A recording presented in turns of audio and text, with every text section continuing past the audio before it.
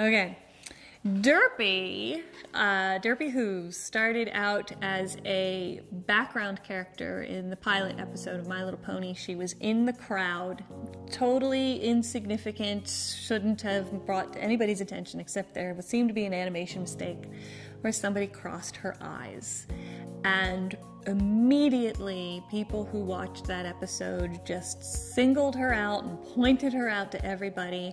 And in the weeks that followed, people started drawing pictures of her, they gave her a name, they started to give her a backstory. She had a job, she had parents, people were making shirts and fan art. It was just completely crazy. And by the time this happened, we had already had almost half the season in the can already and finished up.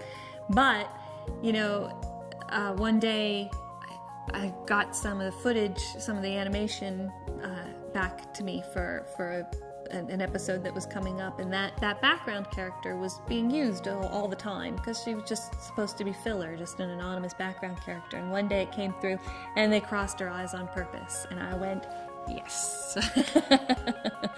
I thought it was fun.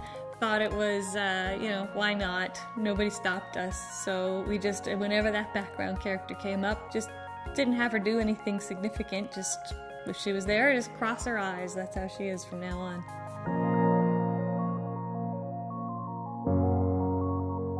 Well, that I was only partially involved in, because the controversy over Derpy happened in season 2.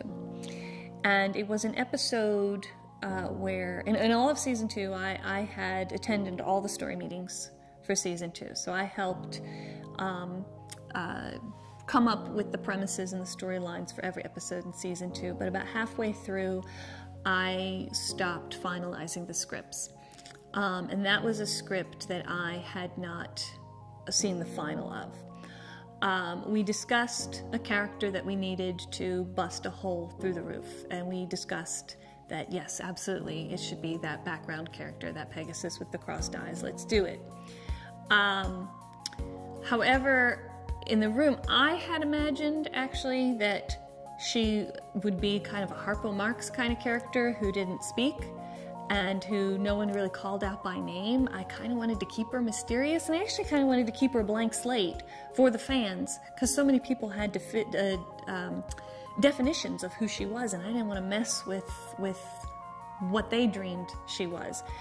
So I was a little surprised when I found out that she was named and that she was voiced. But when she was, and I only heard about this peripherally. I had not been involved in the show for months and months and months when this happened, but from what I understand, there were some people who were offended by the name and who were offended by the voice, which I, to this day, still have not heard.